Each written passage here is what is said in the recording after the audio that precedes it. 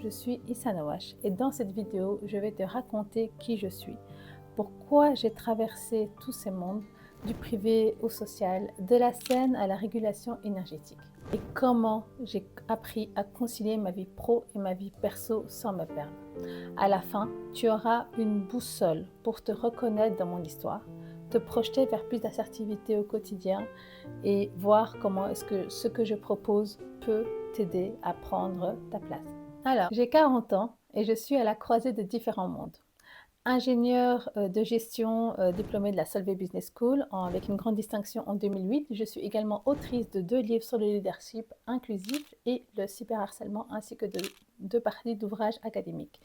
Je suis également fondatrice de Lead Yourself, un programme pour aider les femmes à poser leurs limites et à se développer personnellement et professionnellement. Et j'ai eu affaire à des femmes peut-être comme toi, des salariées ambitieuses, entrepreneuses, des mères qui jonglent avec la charge mentale, qui sentent ce tiraillement entre sacrifice et authenticité. J'ai côtoyé des conseils d'administration, j'y suis encore d'ailleurs avec beaucoup d'hommes autour de la table, beaucoup d'hommes blancs, je précise. Les scènes théâtrales aussi devant des milliers de spectateurs et les débats publics dans les journaux. Mais surtout, j'ai vu des centaines de femmes comme toi se reconnaître dans mes formations. Et j'ai vu à quel point le fait de mettre des mots sur ces choses comme l'autocensure, comme le syndrome de l'imposture, peut vraiment aider les femmes à se développer et à débloquer leur potentiel. Mon parcours a commencé dans le secteur de l'énergie. J'ai fait de la finance, j'ai fait du management international, j'ai fait l'innovation, j'ai fait l'analyse du risque aussi. Et je faisais partie des Leaders for Tomorrow. Donc, c'était des jeunes identifiés pour occuper des hautes fonctions de management dans la boîte. J'ai très tôt été promue Head of Department, donc chef de département, avec des projets et des équipes à l'international très challenging. J'évoluais très vite, mais il y avait un vide qui grandissait en moi. Je voulais développer les autres autant que moi-même et c'est pour ça que je me suis lancée aussi dans le social. Donc je suis montée sur scène avec la troupe Ras El Hanout, je te conseille d'ailleurs de la suivre si tu ne la suis pas, pour dénoncer les discriminations avec humour. C'était ultra puissant. J'ai aussi, avec des amis, cofondé l'association Teen Talented Youth Network pour booster la confiance des jeunes. J'ai aussi cofondé Les Cannelles, une association féministe pour travailler sur l'intersectionnalité entre le racisme et le sexisme. On a eu plus de 600 000 vues sur les réseaux sociaux très vite. Et on a aussi eu la folle idée d'acheter un bâtiment à Molenbeek qu'on a converti en centre éducatif et culturel et qui est toujours opérationnel aujourd'hui. Et j'ai même créé une boîte de thé pour le bien-être. Ça, c'est ma petite anecdote. En 2019, alors là, je fais un saut radical. Je décide de quitter le confort de l'employé avec tous les avantages qui vont avec, voiture de fonction, assurance, plan de département, etc., pour me lancer à mon compte. Alors souvent, quand les jeunes me disent combien tu gagnes, surtout à ce moment-là, je leur disais, ben, je suis passée de la BM à Citroën et puis maintenant, j'ai plus de voiture du tout. Donc, c'est pas si évident le seul entrepreneuriat, mais je le regrette pas parce que je l'ai fait vraiment pour des raisons, pour avoir plus de flexibilité aussi en tant que mère, pour pouvoir en fait faire plein de projets qui me parlent, pour créer quelque chose en fait qui a du sens pour moi parce que je jonglais avec beaucoup de monde dans différents mondes et au final, il me manquait ce petit quelque chose, le fait de pouvoir créer vraiment ces ponts. Fatalement, j'étais limitée tant que j'étais en entreprise, même si j'avais l'opportunité de créer énormément de projets en entreprise. J'ai pu faire ce qu'on appelle l'entrepreneuriat, ça m'a beaucoup aidé. Mais à un moment donné, voilà, je sentais que j'avais besoin de quitter, de faire quelque chose qui a du sens pour moi du coup de me lancer dans l'entrepreneuriat. Et à partir de là, j'ai lancé plein de formations dans les entreprises, des conférences aussi. J'ai également conservé d'ailleurs mon engagement pour la transition énergétique parce qu'en 2020, donc même pas un an après que j'ai quitté, j'ai été nommée administratrice, donc membre du conseil d'administration du régulateur pour l'énergie et l'eau à Bruxelles par le gouvernement bruxellois. Et donc c'est un mandat que j'occupe donc depuis plus de 6 ans maintenant. Et ça me permet vraiment aussi de garder un pied dans tout ce qui est technique. J'aime bien l'aspect financier, je ne pourrais pas faire ça tout le temps, mais j'aime assez bien l'aspect financier. Aspect stratégique aussi, c'est juridique aussi. J'ai énormément appris sur la législation européenne avec cette fonction. Et ça me permet vraiment aussi voilà, de continuer à garder un pied aussi dans la fonction publique. C'est différent de la fonction privée et du social. et de continuer à faire ce que j'aime, c'est-à-dire travailler sur l'énergie, travailler sur le secteur de l'eau, qui sont vraiment des secteurs cruciaux, et également continuer en fait le volet social et travailler l'accompagnement que je fais avec des femmes. J'ai eu aussi l'honneur d'être nommée Belgium 40 Under 40. Donc c'est une sélection de candidats qui ont été identifiés en fait pour repenser la Belgique. C'était surtout après le Covid, et c'est un super, vraiment c'est un super programme que j'ai eu l'occasion de faire avec un super réseau et plein de développement. J'ai aussi été nominée Women 100 pour récompenser les actions que j'ai faites pendant avec les jeunes notamment. Et puis j'ai aussi une nomination Bruxelles de l'année. Puis j'ai aussi une autre nomination pour un de mes livres. Et en 2021, en 2021, peut-être que tu as entendu parler de moi via ça, mais j'ai été nommée commissaire de gouvernement à l'Institut pour l'égalité des femmes et des hommes. Et disons que ça a débouché sur l'affaire Awash en Belgique. C'était une grosse histoire. Concrètement, même le hashtag affaire Awash. Et en plus, les gens, ils arrivaient à écrire Awash parce qu'en temps normal, on massacre toujours mon prénom et mon nom. Il n'y a aucun des deux qui est facile à écrire en français. Et donc, le hashtag affaire Awash était parmi les top 10 hashtags pendant 2 mois en Belgique. Parce que des personnes ne voulaient pas qu'une femme qui porte le foulard occupe cette fonction. Voilà, j'allais islamiser la société. Enfin voilà, ça a été un gros débat. Et malheureusement, à la place de rester sur le débat de qu'est-ce que la neutralité dans la fonction publique, en fait, finalement, les gens ont commencé à m'attaquer moi personnellement. Donc ça a été très compliqué. J'ai fini par en démissionner 2 mois plus tard. J'en ai parlé à différentes occasions, dans différentes interviews. Donc je ne vais pas m'attarder là-dessus ici, pourquoi j'ai démissionné, etc. Mais en gros, j'en ai gardé toute une série d'outils en fait de résilience. Donc parce que il fallait que je me protège et que je protège ma famille. Et donc c'est aussi ça, la résilience. J'en travaille beaucoup ça aussi avec les femmes, parce qu'on a toutes des épreuves, j'espère pas aussi grosses en tout cas que le cyberharcèlement que j'ai connu. Et alors on a souvent l'impression que c'est la fin du monde, mais en fait c'est juste la fin d'un monde, c'est la fin d'une histoire, et puis il y en a d'autres qui démarrent, et c'est pas grave. Et donc moi ce que j'ai retenu vraiment de ce cyberharcèlement, c'est aussi l'impact sur le corps, les limites du corps face aux attaques, et que c'est jamais d'ailleurs que cyber, parce qu'il y a aussi des attaques dans la vie de tous les jours quand on est autant exposé. Et puis voilà, donc aujourd'hui avec mes chroniques et puis la formation, l'accompagnement Lead Yourself, j'aide les femmes à s'ancrer sans se durcir. Ça m'a beaucoup orientée aussi en fait cette histoire. Ça m'a permis aussi de me recentrer, de me dire ce que je voulais faire. J'ai fait une grosse pause aussi. Donc pendant 1 an, j'ai pas beaucoup travaillé. J'ai vraiment diminué mes activités. J'avais besoin de me recentrer. C'est d'ailleurs là que j'ai écrit mon livre. C'est pas personnel, évidemment inspiré de ce qui s'est passé. Évidemment, c'est personnel. Mais voilà, si ça t'intéresse, tu peux toujours te procurer mon roman. Donc, il y a une fiction basée sur ce qui s'est passé, mais également tous les témoignages que j'ai reçus de femmes. C'était impressionnant, tous les témoignages que j'ai reçus de femmes. C'était vraiment dingue. Des femmes qui avaient des opinions diverses sur le sujet, mais qui me soutenaient en tant que femme et qui me parlaient elles aussi des attaques qu'elles ont pu vivre. Et c'est là que je me suis rendu compte il y avait quand même quelque chose qui touchait les femmes plus que les hommes. Alors, ce qui me définit moi, c'est que je suis une âme vue comme forte, mais aussi sensible, et j'aime beaucoup en fait aussi jouer au piano. Je suis pas pro, hein, je suis amateur, mais ça me permet vraiment de pouvoir évacuer. Je suis aussi très portée sur la nature. J'adore les balades dans la nature. Ça me permet vraiment de me ressourcer. Il y a l'aspect évidemment spiritualité qui est très fort, l'aspect aussi le fait de faire de la marche rapide, le fait de faire du sport, la natation, le fait aussi de pouvoir passer vraiment du temps en famille.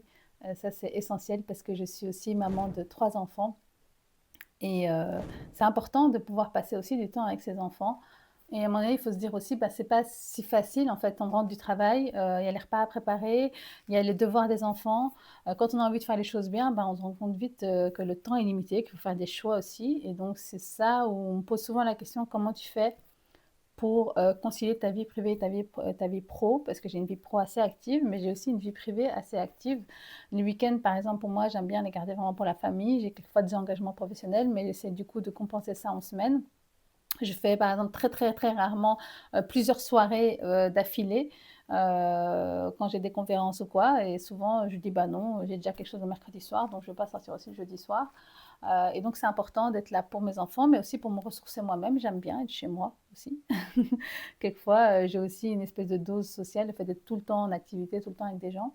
Et donc, c'est quelque chose d'assez important, je trouve. Et là où j'ai quelquefois un malaise, c'est quand j'ai l'impression que parce qu'on est une femme ambitieuse, qu'on a envie de faire des choses, et j'utilise le mot ambitieux avec, avec mesure, parce que j'étais au début, j'aimais pas trop ce mot, ça paraissait, le carriériste, c'est pas vu comme positif. Mais voilà, je suis une femme ambitieuse, j'ai envie de faire bien faire les choses. J'ai pas envie de sacrifier ma vie de famille, c'est hors de question, j'ai pas envie de sacrifier mes valeurs. Et donc, c'est important de se dire, bah, à un moment donné, c'est juste que j'ai accepté que je ne serais pas parfaite. Et de toute façon, personne n'est parfait. Quand bien même je sacrifierais une partie de ma vie pour une autre, ça serait quand même jamais parfait. Donc, on fait ce qu'on peut. Je pense que ça, c'est essentiel. On essaie de s'améliorer et puis on choisit. Typiquement, si j'ai à choisir entre aider ma fille à faire une évaluation bah, par exemple faire une vidéo ou préparer un super repas tip-top, bah, l'éducation, ça prime en fait. Ça, c'est pour moi la priorité absolue. Et donc, si on doit manger un truc plus rapide parce que ça a pris plus de temps à travailler l'évaluation, ben, c'est comme ça. Et je n'ai aucune culpabilité par rapport à ça.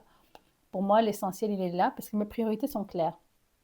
Et donc, c'est ça souvent où quand je travaille avec les femmes sur leurs priorités, je me rends compte que il faut d'abord, avant de dire comment on va organiser notre temps, il faut d'abord savoir qui on est, quelles sont les valeurs, pourquoi on fait les choses, et puis quelles sont nos priorités, et puis seulement, en fait, on va organiser notre temps.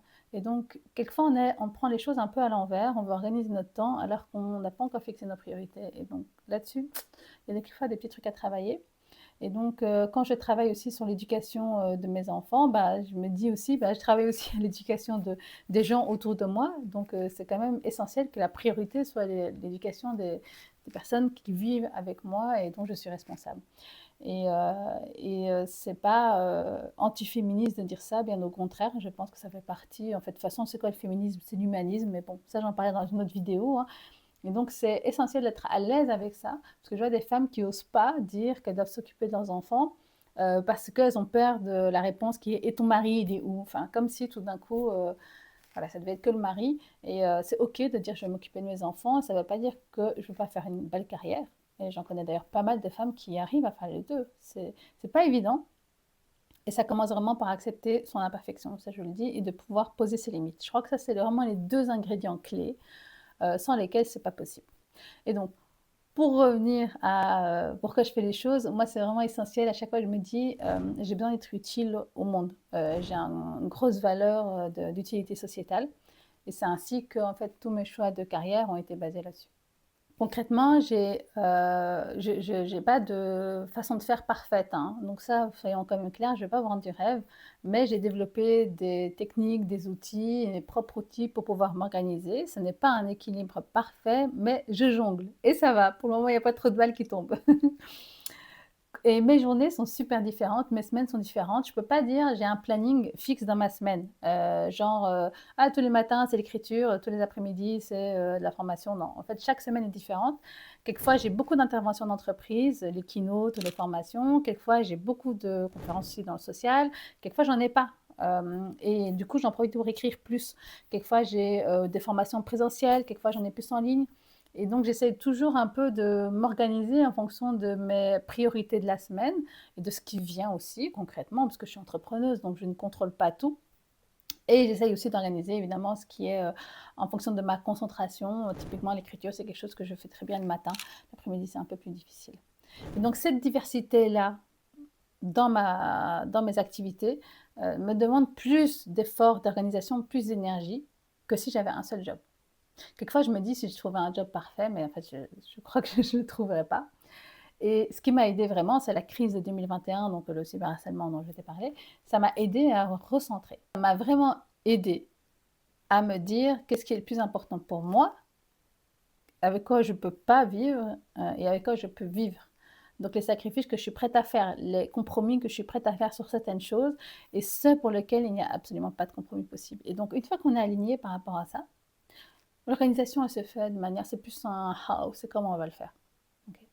Donc moi, ma façon d'organiser ma vie, elle est vraiment liée sur mes valeurs et sur le pourquoi je fais les choses. Évidemment, j'ai le luxe de pouvoir le faire, de pouvoir aussi, avoir un conjoint, de ne pas avoir seule la charge financière sur mes épaules. Je pense que si j'étais une maman solo, ce serait quand même un peu différent et j'ai aussi le luxe de pouvoir gagner ma vie, pas énormément, soyons clairs, mais gagner ma vie avec, ce que je fais, ce que j'aime faire et continuer à faire, des activités bénévoles, des activités qui sont rémunérées d'un côté, un peu plus d'un autre côté, un peu moins d'un autre. J'ai aussi ce luxe-là et ce privilège de pouvoir le faire, j'en suis consciente et j'en suis très reconnaissante parce que c'est vraiment comme ça que je peux être heureuse. Du coup, lorsque je travaille plus avec des professionnels, on va travailler sur l'inclusion, sur la diversité, sur le fait d'avoir un courage, sur le fait d'assumer sa propre responsabilité.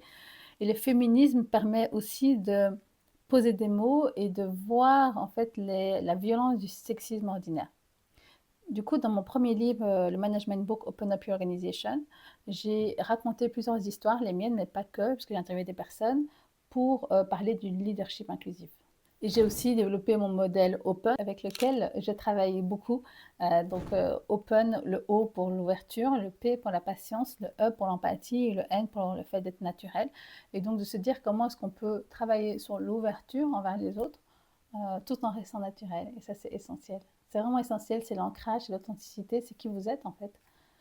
Concrètement, quelquefois on me dit que le mot ancrage est un peu abstrait, mais concrètement, c'est qui vous êtes, qui toi tu es, comment est-ce que tu as envie d'être, qu'est-ce qui te définit, quelles sont tes valeurs, et comment est-ce que tu peux continuer à exister tel que tu es, ou commencer à exister tel que tu es, si ce n'est pas encore le cas, avec ouverture aux autres.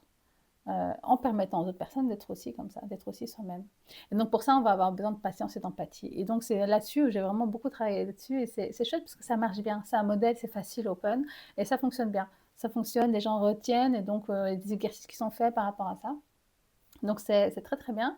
Et puis quand j'ai pris la plume pour écrire C'est pas personnel, ben là j'ai pu dénoncer le sexisme, les médias aussi, le rôle des médias qui peuvent parfois être néfastes.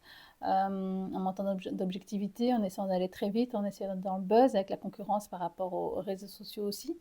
Et puis aussi le rôle des femmes en entreprise, cette idée aussi de conciliation vie privée et professionnelle, le fait d'être le bouc émissaire, que quand une femme est nommée aussi à un poste stratégique, on se dit ben, finalement elle a été nommée là parce que femme, alors que souvent les femmes ont dû batailler plus, ou bien les personnes racisées également. Et donc là-dessus, j'ai vraiment voulu apporter un peu une autre vision aussi du milieu de l'entreprise. Et j'ai découvert en fait après l'avoir écrit, parce que je n'avais pas ambitionné de le publier, c'était la première fois que j'écrivais vraiment. Enfin, j'avais déjà souvent écrit, mais jamais dans une optique d'écrire un livre complet. On m'a fait la remarque que c'était, dans le milieu littéraire, c'était très rare d'écrire sur le monde de l'entreprise, que c'était un monde un peu inconnu pour la littérature. Et donc, c'était chouette. C'était chouette et j'ai aussi des échos positifs aussi d'écrivains, d'écrivaines, de journalistes aussi, qui sont critiques dans le domaine littéraire. Donc, je me suis dit, tiens, à 37 ans, à ce moment-là, j'avais 37 ans, j'ai découvert un nouveau talent qui était celui de l'écriture. Et donc, ça veut dire que toi aussi, en fait, tu peux te dire à un moment donné, j'ai envie de faire quelque chose. Je me suis formée, hein, je me suis formée. De toute façon, moi, tout ce que je fais, j'ai l'impression qu'il faut un diplôme pour me dire que c'est OK. Donc en écriture créative. Et du coup, j'ai développé plein de... Parce que c'est pas si facile en fait, hein, il y a des techniques. Moi, typiquement, j'avais écrit pour le théâtre. J'ai dû déconstruire pas mal de choses dans l'écriture pour pouvoir écrire... un roman, c'est complètement différent, on rentre beaucoup plus dans la psychologie des personnages. Enfin voilà, c'est assez passionnant. Donc j'ai dû chercher mon propre style d'écriture et à un moment donné, je l'ai eu. C'était un déclic. C'était un moment où j'écrivais et puis je me suis dit, oh, ça y est, là j'ai mon propre style. Et c'est pas quelque chose que je pouvais objectiver. Et c'est quand j'étais accompagnée par un coach en écriture qui m'avait dit, je lui avais envoyé mon écrit sans rien dire. Et là, il m'a dit, ah, là je reconnais un nouveau style, c'est le tien. Et je dis, ah, génial, il l'a reconnu. Donc c'était assez chouette. Comme quoi, c'est possible. Et puis dans mes chroniques où j'écris notamment au journal le soir, bah là je parle un peu des choses du quotidien, je parle aussi de ma ville, de Bruxelles. Bon, c'est souvent assez politique, mais au fond, tout est politique hein, dans tout ce qu'on fait dans la vie. Donc concrètement, mon histoire, en fait, ce qu'elle raconte aussi, c'est que c'est possible de mixer plusieurs mondes, d'arriver à faire des choses qu'on a envie de faire, de pas forcément être la bienvenue partout, malheureusement, mais d'arriver à tracer quand même sa route et d'être dans différents mondes en restant qui on est, sans se renier. Et je pense que c'est ça, s'il y a bien une chose que je voudrais que tu retiennes dans mon parcours, c'est pas tellement les éléments de mon parcours, mais surtout de se dire que c'est possible d'avancer, de tracer ton propre chemin selon tes valeurs sans te renier et de quand même pouvoir te dire que tu as réussi. Alors, famille, carrière, tout ça, c'est pas en opposition, au contraire, c'est it goes hand by hand, donc ça va ensemble et on n'a pas besoin de diluer l'un pour que l'autre existe. Maintenant, après m'avoir écouté, j'aimerais t'écouter toi. Donc toi qui as peut-être déjà hésité à prendre la parole en public par peur du jugement, qui a eu du mal à jongler entre tes ambitions, la famille, l'identité, le travail et toi en fait. Mon chemin montre que c'est possible. Ok, c'est possible, je ne suis pas d'ailleurs le seul exemple. Réfléchis maintenant et dis-moi, quel mécanisme invisible te freine aujourd'hui? Est-ce que tu peux l'identifier? Partage-le en commentaire et puis surtout, évidemment, abonne-toi pour plus d'outils. Partage cette vidéo si ça t'a plu. Et puis, évidemment, n'hésite pas à découvrir Lead Yourself via la description et pour apprendre à poser tes limites avec élégance. À bientôt et merci de m'avoir suivi.